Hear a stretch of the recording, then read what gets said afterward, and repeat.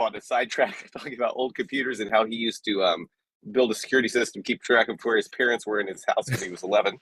Um, Simon has a background in genetics, loves mathematics, very wide range of interest. It sounds like so. This talk I think is going to be very interesting for all of us. So with that, Simon, I won't take any more time. I'll turn it over to you.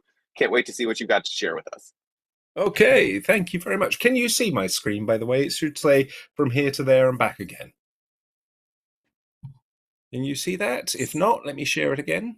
Yes, you can. Good. Oh, do shout out, by the way. And likewise, I know we've got chat, so if people have questions as we go along, please throw them into chat. I'm happy to be interrupted. Come on screen, switch your camera on, whatever. I'll try and keep an eye over here. I've got far too much to present now. I always do, and we shall see how we go along. So from here to there and back again. Let me just click over here, get started. I'm going to talk about mapping, mostly because I like talking about mapping. I have a thing about maps. So I'm going to talk about the origin story, how I got into the space of mapping. I'm going to talk about what a map is and what a map isn't. Then I'm going to talk about patterns with maps. After which we'll get on to discussing the issue of change. So how you use those patterns to determine change going on within a system. Then we're going to talk about AI, because you can't have a conversation today without mentioning AI. So we'll talk a little bit about that. Then I'm going to talk about the changes going on to the coding, and that'll bring me into a field known as rewilding software engineering. It's not a field, a subject. Then I'm going to talk about decision-making processes, mostly because that fits back into software engineering, what engineering actually is, and architecture. And then finally, if we get a little bit of time at the end, I want to talk about some sovereignty issues, mostly because when I map, I do mapping at nation state level, all the way down to companies, all the way down to individuals, and of course individual projects in between that. There's a couple of sovereignty issues which sort of connect these themes together. So that's roughly the journey we're going to go along, and we're going to try and do this in an hour. And I must keep an eye on the time. Do shout at me if I'm getting close. All right, so let's start with the origin story. The origin story for me starts with this company, for Tango online photo service. Had about 16 different lines of business. It was quite profitable. In total, across all those different lines of business, it had about must be between 5 to 10 million users, roughly in that sort of mark. This is back in 2005. So it was profitable, but it had a problem. And the problem was this person, the CEO. The fat cat in charge of our company had no idea what they were doing. They were completely and utterly clueless. Now, I know this for a fact because I was the CEO. So I used to come up with these wonderful visions and statements of the future, things like our strategy is customer focused. We will lead an innovative effort of the market through our use of agile techniques and open source. A friend of mine's a chap called Kent Beck. He produced something called a book, Extreme Programming. We'd been very heavy adopters of XP back in, must have been late 1999, slightly before the Agile Manifesto came out. And we were also big users of open source. But this strategy was basically, I pinched it from another company and changed a few words. I mean, this was the level of my thinking back in 2004. So I ended up going into a bookshop in Charing Cross, because I started to get worried that people would rumble, that I had no idea what I was doing, despite the success. And so I was in this bookshop because I'd read every book I could find on strategy, and it made no sense to me whatsoever. And the bookseller asked me, had I ever read Sun Tzu's The Art of War, to which I hadn't. So she persuaded me to buy 2 different versions of the book because they're all translations. And I'm really grateful for this, because it was in the reading of the second one I noticed a particular pattern. So Sun Tzu talked about 5 factors that matter in competition. Oh, sorry, bless you. The first one was that the first factor that matters in competition is have a purpose, a moral imperative to do something. The second factor that matters is understand your landscape, the environment you're competing in. The next factor was understand the climatic patterns or the heavens, the weather, so how that landscape is actually changing. Then you need to understand doctrine, principles of how you organize yourself. And then finally, you get into leadership and gameplay. So there's this wonderful cycle in this book. Have a purpose, understand the landscape, understand how that landscape is changing, orientate yourself around the space with how you organize with your principles, and then you can decide where to attack and then you act. I love this. And at the same time, I came across the work of John Boyd, the Mad Major. And if you don't know who John Boyd is, he created something called the OODA loop. He's a US Air Force or former US Air Force pilot. And the OODA loop very simply says, one, observe the environment. That's what landscape and climatic patterns are about. Observe the space you're in. Then orientate yourself around the space. That's what principles, your doctrine are about. Then decide where you're going to act, and then act. And then you observe the environment again. And I love this. These two nicely sort of overlapped. I'm taking a lot of liberties here with, particularly with OODA, but it was they nicely seem to meld. And this got me really fascinated by the question of how do I observe the landscape I'm in? And that's what got me into maps. So I started reading everything I could find on maps, military history of maps. And this is one of my favorite battles, which is the Battle of Thermopylae. So in military history, we've used maps to learn from one battle to another. And Themistocles was an ancient politician, Greek general, had a problem. The Persians were invading. Now, he had choices. He could defend around Athens, defend around Thebes. What he decided to do was to block off the Straits of Artemisium, force the Persians along a coastal road into a narrow pass where a smaller number of troops could defend against a larger force. Now, Thermopylae means hot gates. That's literally what it means. And as it's a narrow pass, it acts as a force multiplier. So I was fascinated by this because I could see that we could talk about resources and what our competitor is going to do, and we could have a discussion about the way to defend or to attack, and we could learn from this. And so I started looking at how I was organizing things in my company. And at that time, this must have been 2004, I love something called SWOT diagrams. I used to use them all over the place. Now, SWOT diagram stands for strengths, weaknesses, opportunities, and threats. So what I've done is I've created one for this battle. So strengths, a well-trained Spartan army, a high level of motivation not to become a Persian slave. Weaknesses, the E4s might stop the Spartans turning up. A truckload of Persians are turning up. Opportunities, get rid of the Persians, get rid of the Spartans. We're Athenian. We actually hate the Spartans. Threats, the Persians get rid of us.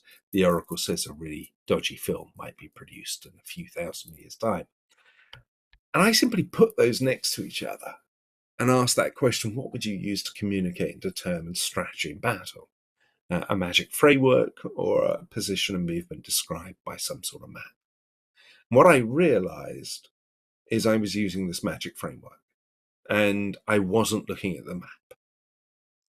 And so that made me then turn around to the rest of the organization and ask people, send me all your maps. And I got loads of them. I got customer journey maps, I got mind maps, I got systems maps, I got business process maps, loads of maps. I was like really excited by this. And so I took one of these maps. This is a systems map for one service, the online photo service. And I looked at one component. In this case, I put it in grey, a customer relationship management system. And I simply moved it across the map. Now that's so exciting. I'm going to do that again. I think I'll do it again as well. It's just like very exciting. And I asked myself, how has that changed? And the answer is, it hasn't.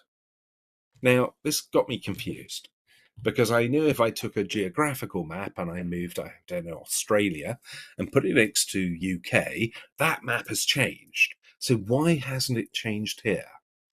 And it took me ages to realize that, but one thing all these maps have in common is they're not maps.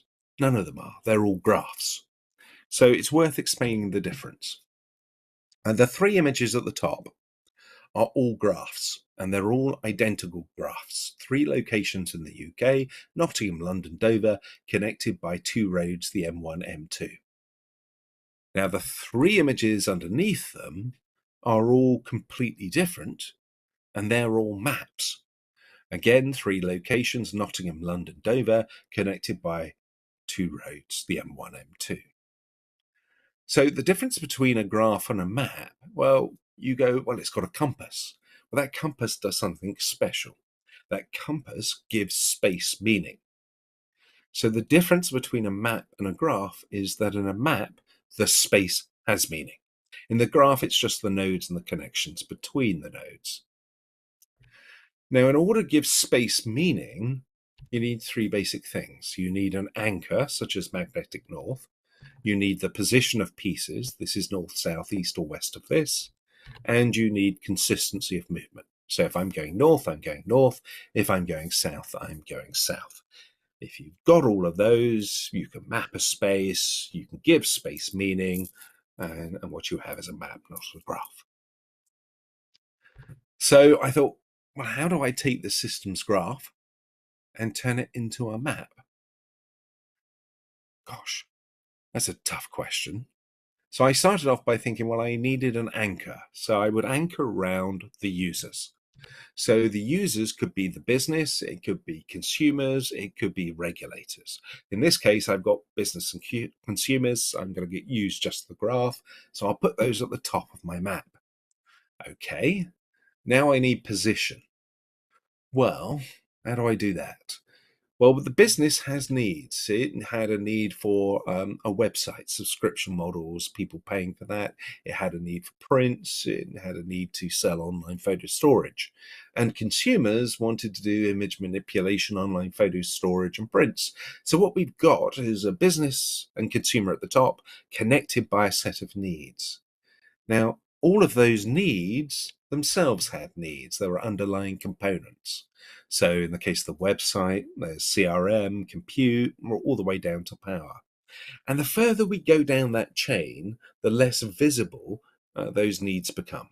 So to the consumer, they could visibly see the online photo storage, the prints, the power used to power the data center. I mean, that's very, very distant, far removed from them, still essential for the operation of the whole thing, but it's far removed. So now I've got this concept of anchor and position, but I'm still missing movement. So it turned out all of these components were forms of capital. To actually demonstrate this took me 9 months, 9,223 publications, 9 months of about 60 to 70 hours a week. I won't go through the story, but it turns out that all of these components are evolving forms of capital, and they start off with the genesis of novel and new items, custom-built examples, products and rental services, commodity and utility services. So if I simply just ask the question, how evolved is this component, position it, then I've got anchor, position, and movement, and that is a map. And that's the first map that I produced back in 2005. Now, you'll often see me doing this with an example, with a cup of tea or something along those lines. The point about this map is I can look at it and I can ask questions. I can challenge how we position things. Anyway, so what? Why does this matter? Let me show you an example. This is an insurance company. This is about 2010, 2011. This is a process flow. They need compute, they order server goes into goods in, they modify, mount, and rack it. They had a bottleneck with the modification mounting of servers. So they came up with a plan. The entire group of them looked into this problem, spent about five to 6 months working on the problem. came up with the plan of investing in robotics in order to automate this process of modification and mounting of servers. Now, return on investment calculation sub 1 year. They got the entire business case done. I was asked to have a look at this problem. Now, I can't turn up and ask the question, why are you using robots or wanting to use robots, because they've built the entire business case. Most organizations that we faced don't have maps. They're run by narrative stories. And the problem with stories is that we tell people that great leaders are great storytellers. So if you challenge somebody's story, you challenge their ability for leadership, which is why people get defensive. So here they are, they've got their whole story, their whole business case and everything else. If I turn up and say, why are you doing robotics? They go, who are you? You know nothing. So I said, could we map this? We had about an argument for 15 minutes, and then we spent 15 minutes mapping it. And so that's the map we produced. It's 2010. User needs compute, order server goods in, rack, mount, modify. Now, one of the beauties about a map is I can challenge the map without challenging the person. So I'm not challenging their story. So they put compute in product. I might go 2010. Surely that's more of a commodity utility. They've got servers in commodity utility. Okay. I was looking at that. It didn't take me long. I simply asked the question, why have you got racking custom built? Well, it turns out they had custom built racks. So then I asked, what are the modifications you're making to servers? Well, the servers don't fit our racks, so we have to take cases off, drill new holes, add new plates in order to get them to fit our racks. And that's why you need robotics. Yes. It didn't take long for somebody in the room to go, why aren't we using standard racks? Now, these people aren't daft. They were simply trapped by past story. At some point, there wasn't such a thing as standard racks. And so what they've been doing is optimizing process flow without considering the fact that everything evolves. So they've been going like compute, order, service, serve. Let's make this process flow more efficient without ever considering everything evolves. And of course, once we'd overcome this, it wasn't long before we were able to overcome compute as a utility, and they realized that actually doing robotics in data centers made no sense whatsoever. Either use standard racks or you go and use cloud services. It was that simple. Now, one of the things, I'm going to do a bunch of maps which deal with cultural issues and also practices.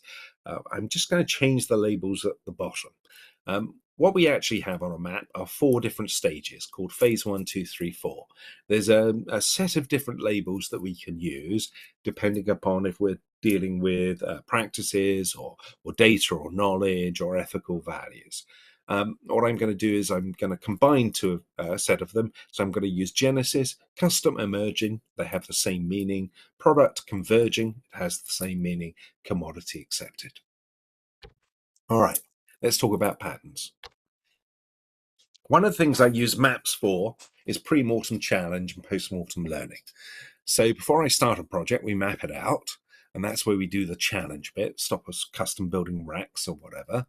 And then we go and build the project, and afterwards we come back and use the same map to do post-mortem learning. So we look at what patterns we learned from the map. And if I go back to the strategy cycle, there are 3 basic forms of patterns that you see. There are the climatic patterns, the rules of the game. There's about 30 of those. They're the principles by which you organize. There's about 40 of those. And there's the stratagems gameplay, and there's about 150 of those. So the climatic patterns, the rules of the game, happen regardless of what you do, if there is a supply and demand competition, and they're useful for anticipation. The principles are universally useful. So it's a good idea to do them. You don't have to, though. You've got choice. There's about 40, as I said, and the stratagems are all context specific. So if you don't use them in the right context, they can actually be harmful. All right, so let's quickly show some examples. Let's deal with principles. And I've been sneaky. I've hidden a few as we've gone through this presentation. The first principle you learn is know your users. Sounds ridiculously simple. It's unbelievable. Even today in 2025, I go into organizations who don't know their users, their user needs. I mean, back in 2005, this was obvious, but I still see it today. So principle number one, know your users, focus on the user needs. Really simple. The next thing is know the details, know the supply chain. Again, most organizations I see today, even today, they know what we call one up, one down, who we sell to, who we buy from. They don't actually understand their supply chain at all. The third one is understand what is being considered. There's a world of difference between, say, a custom-built rack and a standard rack. So it's not enough just to graph out. You've got to actually map it out as well to really understand the context of what we're dealing with. All right, let's show you another pattern. And this one, I'm going to go to a heavy engineering project. This is HS2 high-speed rail. This is James Finley, CIO of HS2, or former CIO. He had a problem in 2012, which is they needed to build this entire railway in a virtual world. And the reason why they needed to build it in a virtual world is it's easier or cheaper to dig up a virtual world and go, whoops, we've got that wrong, than the English countryside. So they needed to build this whole railway in a virtual world. And this is the systems graph for doing that. Now, back in those days, and this was about 2012, the way we used to manage projects in government was fairly simple. We used to break them down into, group together common components, like a bounded context, and then we'd outsource them in lot structures. So we'd go like lot one engineering, lot two, user experience, lot three back office, outsource them to different providers, and then we'd have massive cost overruns and failures. James wanted to do something different. So what he did was he took this systems diagram. He's an old friend. I taught him to map, and he mapped it out. And then he sent that map to me and said, how do you manage something like this? Now, this was easy for me. I'd been mapping since 2005. I'd made the mistake of using extreme programming everywhere. And of course, within a couple of years, I'd learnt, we hadn't, it doesn't work everywhere. I couldn't explain why until I had maps. As soon as I had maps, it was easy to explain. So if you look at this map, all of these components are evolving. They're evolving from this uncharted space on the left to the industrialized on the right. If there's supply and demand competition, everything evolves. So we're going from, everything, money, penicillin, all starts on the left. Unexplored, unknown, undefined, eventually becomes industrialized. Straightforward. Okay. Because of that, there's no such thing as one-size-fits-all methods. It doesn't matter whether we're talking about project management or purchasing or financing, anything. So on the left-hand side, it was good to use things like extreme programming, because extreme programming was good at reducing the cost of change, and change is the norm. If you're in the uncharted space, it's constantly going to be learning about new stuff. Eventually, it ends up on the right. So on the right, you want to focus on reducing deviation. You don't want change. You want everything the same. It's a commodity. So techniques from Six Sigma are really good here, or outsourcing. Now, in the middle, between these two, you want to be reducing waste and learning.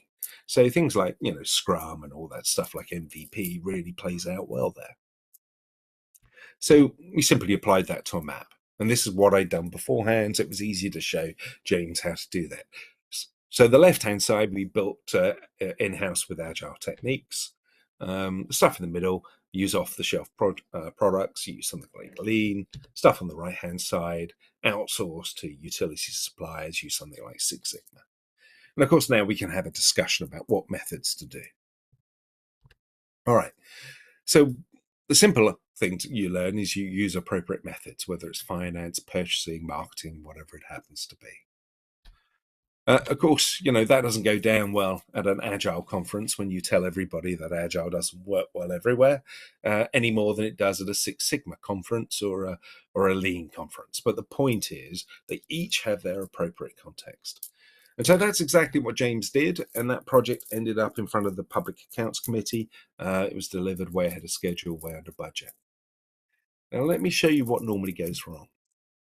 Let's take our systems graph. Let's take one of those lots, engineering. Let's just, we're outsourcing it. All it looks sensible because it's like all engineering stuff. Let's overlay that on the map. I can tell from the map that the contract's going to fail before we've even signed the paperwork. The reason it's going to fail is the stuff on the right can be specified and the stuff on the left can't be specified because it's constantly changing. And so what we've done is bundle that into one contract. So we've almost guaranteed cost overruns and failures. And the thing is, you'll get into a fight with the vendor, and the vendor will say, "Oh, look, we delivered the stuff on the right-hand side. And the problem was all the stuff on the left-hand side." Well, except for you're not talking in left and right terms. They'll just say, "Oh, the land registry, you kept on changing your mind." Well, you had no chance of ever knowing what you actually wanted in that space. The problem was actually specifying it in a contract.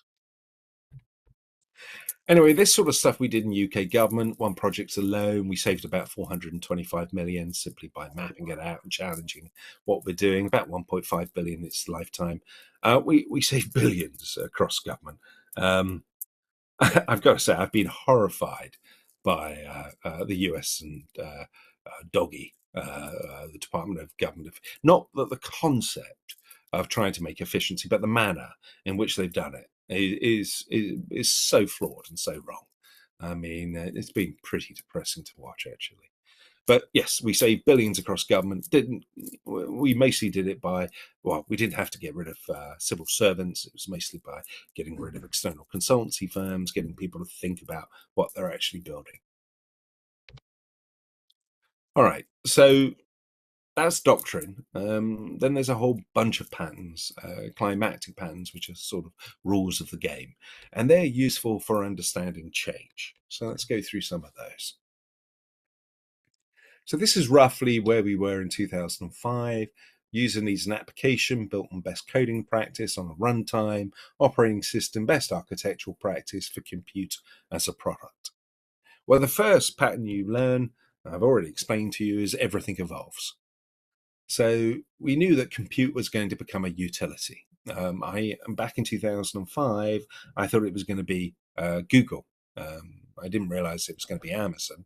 A friend of mine, Ben Black, was actually working at Amazon. He made the proposal for EC2. It was Chris Pinkham and others who built it as a standalone service in South Africa. Another friend of mine, Jesse Robbins, was the master of disaster for Amazon's data centers. Wouldn't allow this EC2 nonsense near their data centers. It was actually set up as a standalone service. You'll often hear people talk about, oh, it was all about sharing. It wasn't. It was built as a standalone service. All right. The first thing you learn is everything evolves. The second pattern you learn is that past success breeds inertia. So, if we had lots of best architectural practice for compute as a product, we'd have inertia to this change. And the classic example of that is Netflix versus Blockbuster. So first with a video, or first with a website, Blockbuster. First with a video ordering online, Blockbuster. First with video streaming experiments, Blockbuster. First to go bankrupt, Blockbuster. Blockbuster out-innovated everyone. Their problem was inertia created by their business model, which was late fees, which depended upon having a physical store. Netflix was a DVD mail order company, so it didn't have that problem. All right. The next pattern you learn is co-evolution of practice. So as things evolve, the practice change. So we used to have best architectural practice on compute as a product. So So one of the characteristics of compute as a product is something called high MTTR, high mean time to recovery. So what that means is it takes weeks or months to get a new machine. So we used to do lots of things like capacity planning, disaster recovery test, N+1, scaling up.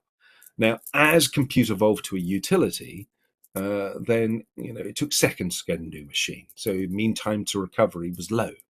So we can now distribute systems, design for failure, chaos engines. We could do continuous deployment.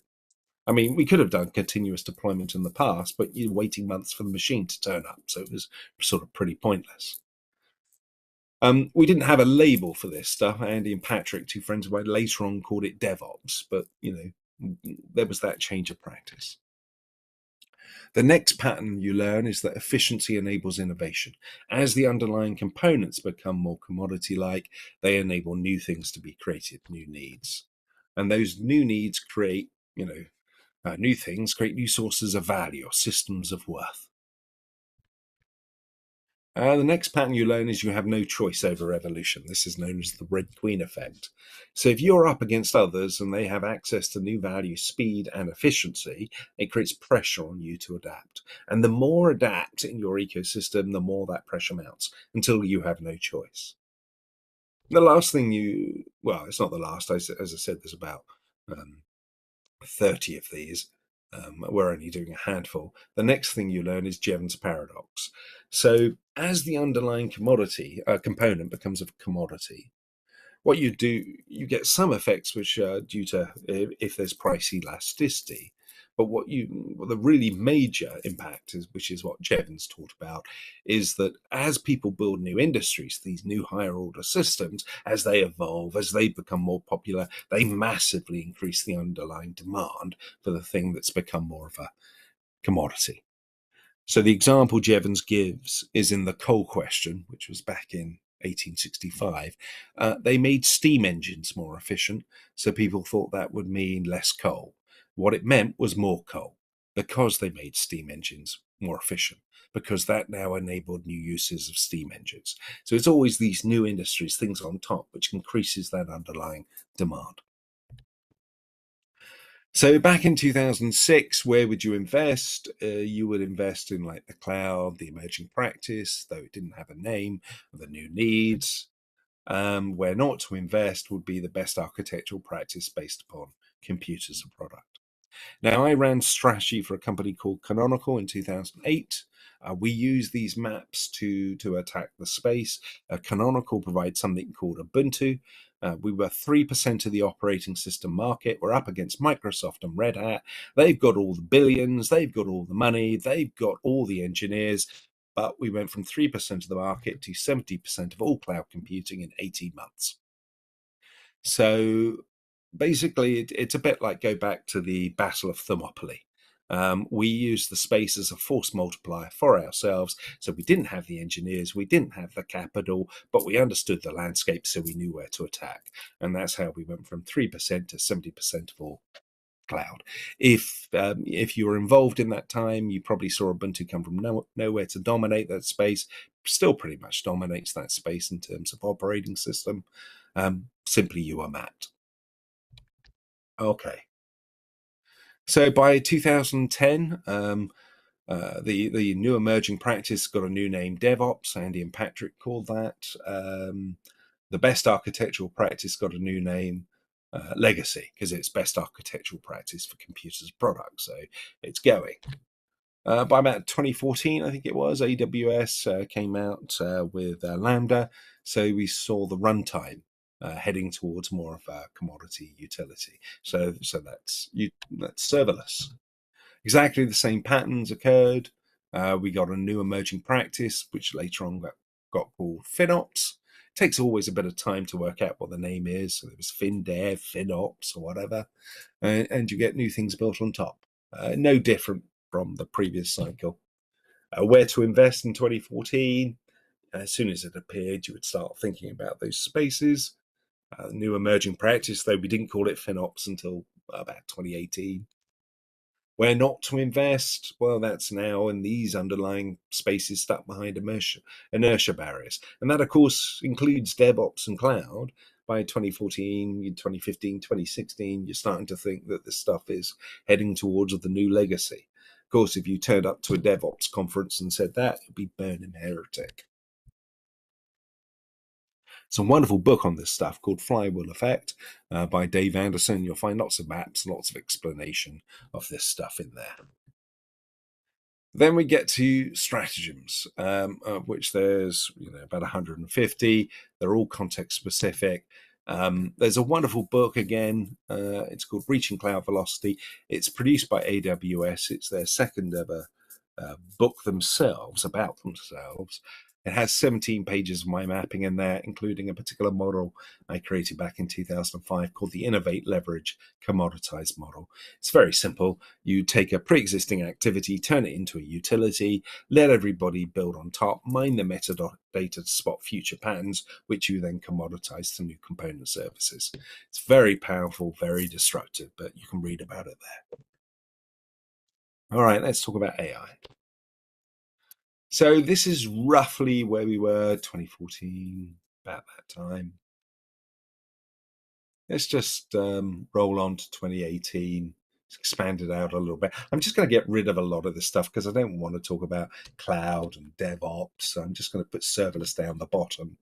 FinOps had, by then, had become much more sort of evolved. It had a name. We were just about the time we were giving it a name, like a coding environment application. Great. So one of the things we noted in 2018 was machine cognition. Those services were constantly evolving, and this argument came up that it was eventually some aspect of it was going to become more of a utility. And what would that do? Well, new practices, new needs, that's going to happen, but it wasn't very exciting. What was interesting was when we started combining it with some of the practices that were starting to emerge in this FinOps label. And so we started talking about the need for conversational programming environments. So this is an old idea. It goes back to the work of Nicholas Negroponte and Jonna Freeman. So the process of designing a system is a conversation between one or more designers. So the question then becomes, what if one of the designers is the machine? And so a good friend of mine, I ran this presentation it was 2017, 2018, around then, picked up on this, and then he decided to build this and present it at AWS reInvent. So this is a system called Jarvis that you had a conversation with. It's an AI system, and it would build you another system based upon the conversation that you had with it.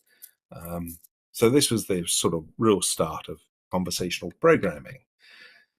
By 2024, we had new labels for it. The machine cognition, we now knew it was large language models, large multimodal models, and the variations thereof. The practices, well, we're still fighting over what they're going to be called. Copilots, prompt engineering, CHOP, vibe engineering. That's fairly normal. This is in that space of conversational programming, but that's now rapidly growing. A couple of things to note. Those practices are still in the emerging stage. I know people are writing various books and everything on this sort of stuff. Just say we're still learning about it. You don't have a choice over this stuff. Same as beforehand, it's the Red Queen effect. You've got the efficiency, you've got the speed, you've got the new sources of value. So that's going to create pressure on everybody to adopt. So we knew that was happening.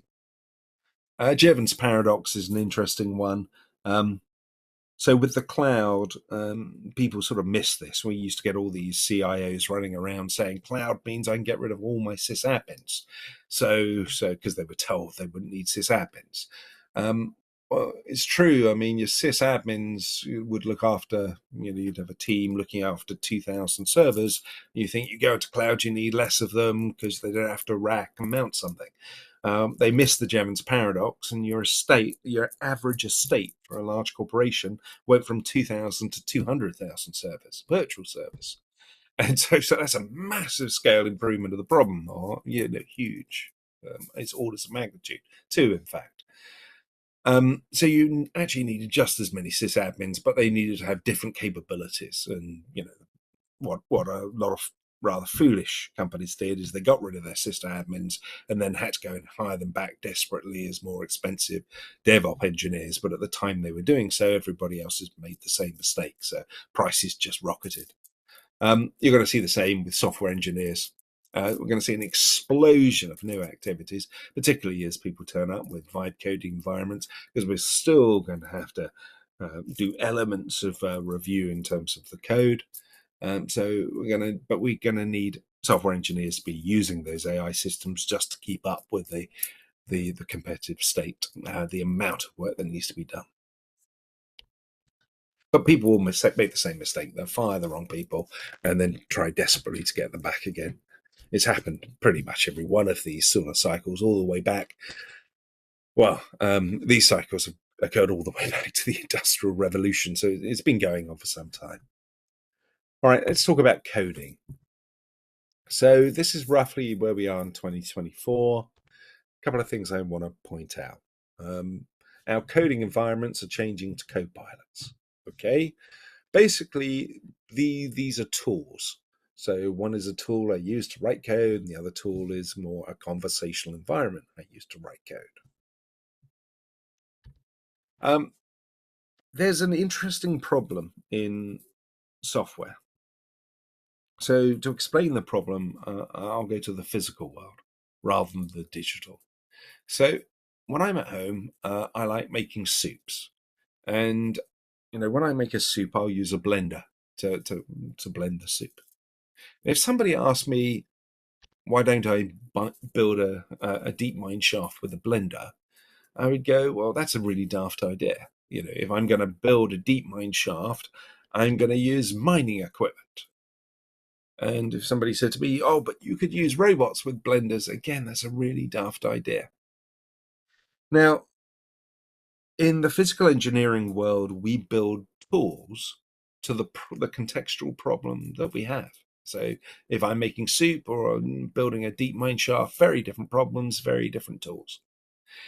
In software, we don't do that. We try and use the same tools. I'm building an electronic healthcare record system or an online gambling site. I'm going to use the same development tools, the same development environment. Now, that makes almost no sense at all from an engineering perspective. And there's one exception to this, is tests. In tests, and tests are small tools. So they have an input-output, and they're very small tools. We build highly contextual tools. If you think about test-driven development, we build an entire suite of them to look at a problem. If somebody turned up and said, I've got the Acme list of 100,000 tests, you should apply them to your application, you'd look at them like, well, how's that going to work? I mean, the 100,000 tests, that's not even my problem. But we do this with other tools, which is something very bizarre, and we'll come back to that shortly. All right. We know the tool environment is changing. The languages are changing. Obviously, we're moving from deterministic code to non-deterministic, such as prompts. The other thing that's changing is the medium, the symbolic instructions. So we're moving from code as text to more code as images. Now, why does this matter? All right. On the right-hand side is a map of coherent city transport put together by a whole bunch of city planners back in October 2022. On the left-hand side is the code that makes that map. So there's a domain-specific language for mapping. That's what it's written in. Okay, when we talk about the map, we talk about objects and relationships and context. And when we talk about the text, we generally talk about rules and syntax and style. Now, this sort of conversation occurs in any engineering department. If you walk into an engineering department, you see the same problem discussed in different ways. One is on the screen, where we talk about rules and syntax and style, and one is on the whiteboard, where we talk about objects, relationships, and context. Same problem, two very, very different conversations are occurring. And so one of the interesting things of this change of symbolic instructions is it changes the nature of the conversation. Now, as I said, you see this in engineering departments. We have one conversation on the whiteboard and one on the screen. And people often think, well, AI is just going to replace the coder. So we're still going to draw the diagrams, and we're just going to give it to an AI and it will generate for them. So we make the decisions and it will generate the code. The problem with that is architectures don't look like this. This is a diagram of what we want an architecture to look like. But when you actually look at architectures, they look like this. This is like the functions between different objects within a system, a relatively simple system. And what this means is the code is the architecture. The diagram we draw is just a statement of belief. It's what we wish. It's our intent. We'd like it to be like this, but it doesn't look like this. The code is actually the architecture, and actually the real architect and decision maker is the person writing the code. You can express, wishes, intent, beliefs, which is what we do with architectural diagrams. But somebody makes real decisions from those, and they make the real choices, and that's in the code. Why does this matter? Well, it means the real decisions are made in coding. And so when we talk about things like vibe coding, so there's two different forms. There's AI plus software engineering, so we get an AI to write some code and we get somebody to review it. And there's vibe coding, which I've only done about 500 hours worth, but we get basically the system to build it without ever reviewing the code. It's a really interesting experience, by the way. But when we are using vibe coding, the AI is making the decisions for us. All our architectural diagrams are simply intents and beliefs. So one of the big and huge architectural questions of today is, how much do you value a human to be involved in the decision-making process? And the simple way of thinking about this is, if I go back to a map, I'm going to look at the map. There's going to be some bits I'm going to outsource. I don't really care. Some bits which I'm going to say, okay, we're going to use vibe coding over here. We're going to use the AI to build it. We're going to build a whole bunch of prototypes. It's not that important to us. And then some bits in the middle where we're going to say, okay, we might get the AI to write some code. We need to do that, but we're going to need to review the actual code it produces. And where and how these borders change, a lot of that will depend on things like trust, which are relationships which take time. There's all sorts of things you can do in terms of getting agents to build code, agents to test. There's all sorts of gotchas and horror stories in there. It takes time to build trust with these systems. That's a social system. And I'm afraid we're not going to be vibe coding nuclear power safety systems anytime soon. I know I get to hear these wonderful VCs who have invested so much money in this space, trying to say we don't need software engineers anymore. They're all going to be gone by the end of the year. There will be changes, but it's going to take a lot longer than that. All right, so now I want to talk about decisions. The process of making a decision about a system. The first thing I need to do whenever I make a decision, it's some sort of assessment or choice. There's no decision if I've only got one option. That assessment depends upon exploration of the system. So that which depends upon a conversation, either with a person who built something or the system itself. That conversation depends upon information. That information has to be synthesized somehow. And that depends upon some sort of development experience interacting with the system. All right. I said tests are small tools. And there was something interesting in the way that with test-driven development, we take lots of small tools and build a test suite for an entire application. So I want to go through that. When we're using test-driven development, we start with a hypothesis approach. So we have this idea that the application doesn't have this new feature we want. So we write a test and to check whether this application has the new feature we want. Of course, hopefully it fails, so we have to go and code it. So we start off with a hypothesis. And our exploration is systematic. So we use small tests to explore the problem space. And our conversation is through a model. That test suite is a model of what we're trying to create. So we often talk about the best specification is the test suite. That information is generated. So when we run tests, we have the traffic lights, red, yellow, green, for example, and that's generated from specific coding. And our development experience is composable microtests. So lots and lots of small tests, small tools. Then we code it. So when we code it, our development experience is generally we go and use monoliths, our big favorite sort of coding environments. As coding environments, we generally do inspection. So we go and read a bucket load of code. So we've got a problem with a 30 million line of code legacy system. We go, oh, we better read 30 million lines of code or something ridiculous. So our process of gathering information is fairly manual. We read code, we try and identify the problem, maybe go and get some log files, maybe go and get some architectural diagrams as well, because we want to have a data-centric conversation. But most of that stuff is belief-based. The architectural diagrams don't represent reality. They're just what we intended, not what it actually is.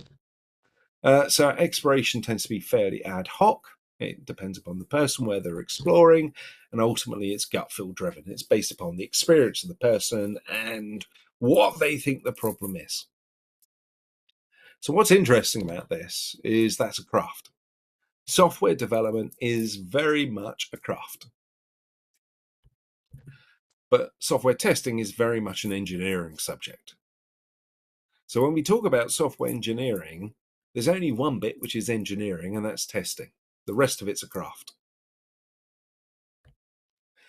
So the real engineering is in testing and not coding currently today. And the real decisions are actually made in coding, which is an interesting problem to have. So we make the decisions in the bit that's the craft, not the bit that's the engineering. So if you want to change coding and make it more like engineering, how do we shift it from over there to over here? It's really trivial, actually. We just have to break these monoliths and use composable micro tools. So we need to get into the habit of building tools for the environment we're actually looking at.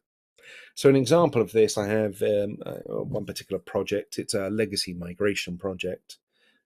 They'd spent many person years trying to do this legacy migration, about 20 to 30 person years, failed miserably. Friends of mine I work with, a group called Fenk, they asked them to come and have a look at the problem.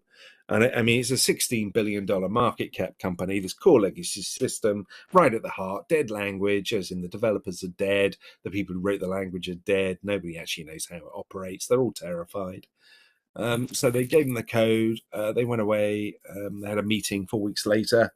The CIO of this company had made a bet they'd fail after a year. So they have this meeting, they say, how are you doing? They say, we're done. And the reason why they were able to do it is they spent the first 3 weeks building the tool to solve the problem, then they solved the problem. So it's a bit like we'll spend the first 3 weeks building a mining equipment, and then we'll go and build a deep shaft mine, rather than trying to jump in there with a whole bunch of kitchen blenders and which is what we normally do. So if we want to change things, I'm afraid we're going to have to shift to much more contextual tools. Of course, we're going to have to get away from trying to use kitchen blenders everywhere to building contextual tools. So the problem is the kitchen blender vendors or software tool vendors are all trying to convince us that the future is have your kitchen blender with a bit of chat GPT or AI. If we want to change, that's the bit we have to change. Of course, that's not going to go down well with software vendors. It's a multiple billion-dollar industry trying to convince you that building software tools is hard. It's not actually, but there we are. So I started with origin, how I got into the subject. We talked about maps, what the difference between a map and a graph is. Then we talked about the different types of patterns. You've got climatic patterns, you've got doctrine, you've got contextual forms of gameplay, of stratagems. So we went through a couple of examples of doctrine, focus on users, understand your user needs, understand the supply chain, how evolved the components are. Most organizations are pretty poor at this stuff. And then we went on to sort of like multiple methods, where to use like Agile, extreme programming versus Six Sigma, how you combine them together in a single system.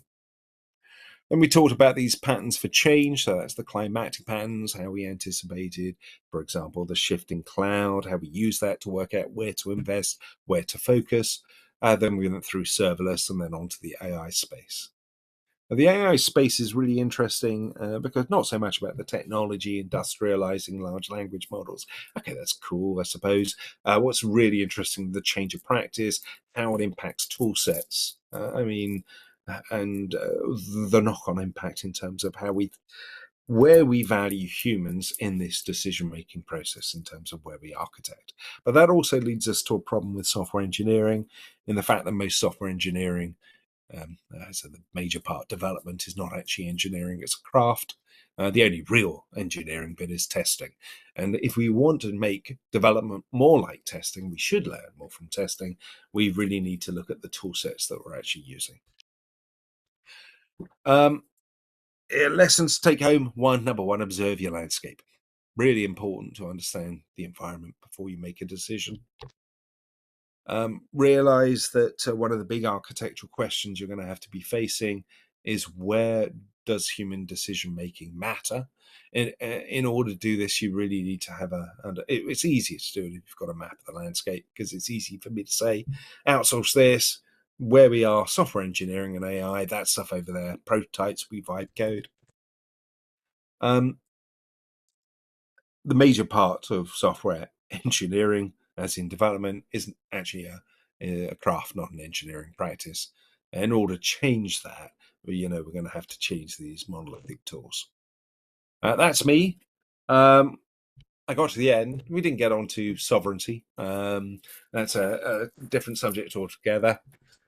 I can. We've only got a few minutes. I would have to massively overrun. I'd have to overrun by about 5-10 minutes. I don't mind if I do. It's evening for me here, but I know many of you have got to go. I hope you found that useful. That was great. We do have Simon G had a question here that might be a good use of our remaining three. He's asking, how did you come to the conclusion of breaking monolith to composable micro tools is the way to bring back engineering versus craft? Well, there's nothing wrong. Well, software development is a craft where it is at the moment. And part of the problem is that we are trapped in this world. We have these very monolithic tools which we are constantly trying to adapt to different problems, rather than building tools for the space that we're looking at, except for in one area. Testing. And how did I come to this conclusion? It was that looking at test-driven development and realizing that tests are small tools. And what we don't do is we don't try and use the same test everywhere. We build tests for our problem. So I'd come across a toolkit called Glamorous Toolkit. I met a friend of mine is a chap called Tudor Gerber, who runs Fenk, and they provide something called Glamorous Toolkit. And I was fascinating. I used to go mad with this stuff. I'd see this group of people working at speeds I just couldn't believe. And what you've got is they'd have like 12 people. But between them, they'd be using something like 8,000 tools, small tools, combined, like small tests, combined into an overall tool set to solve a problem. And I'd look at organizations that have like 8,000 people and 12 tools. And they're struggling to cope with it. And these people are just like tearing through this stuff. And I just couldn't get my head around it. And what was interesting was the fact that the environment has all these tools in, all these small components of tools, and they're all highly contextual. So when you're looking at a problem, they actually gravitate towards you. And I just couldn't work this out. It just seemed so bizarre. And then I realized this is exactly what we're doing with testing. So with testing, we don't have standard suites. We build up a suite for the context, like we build a tool, because tests are small tools. We basically build the overall test suite, the overall tool for the context that we're looking at, the problem that we're trying to solve. And if there are highly defined problems which we have everywhere, then sure enough, we'll have very, very standard tests, which we can reuse over and over again. But most software problems are not highly defined everywhere. They are highly contextual. There may be components which are highly defined. And so just bringing that approach from testing into tools is what I think we need to do. I think that's the biggest bottleneck and the biggest problem. And there's another realization in this, is just chatting with people, is when you ask people how much time do they spend reading code, you grab a bunch of engineers and just ask them, how much time do you spend reading code? Most people say about 50% of their time is spending reading code. Okay. Now ask them, when's the last time you've talked about how to optimize the process of reading code. That discussion has almost never happened. So 50% of our entire development budget is spent on doing an activity which we never discuss, and we never talk about how to optimize. I mean, anything else, you'd be like, what the hell are we doing? So that's this bit here. I'm actually writing a book on this with Tudor, which is called Rewilding Software Engineering, because I think tool vendors, bless them, I think there's certain discrete problems they're great for, but I think they've caused us a lot of problems. Awesome. So hopefully that answers your question. So that's great, and it brings up a kind of another kind of question around that. How much of the small tool, like the tools you see valuable, is it because they either can be composed or modified in the ways the developers needs, rather than we've got 12 really big tools that just work one way and we can't change anything about them? Well, so it's amazing. So I started using things like Glamorous Toolkit, and and the first thing you realize is when I'm normally in a development environment, I hit these artificial boundaries. There's only so far I can dig into something, and then there's I just can't go any further.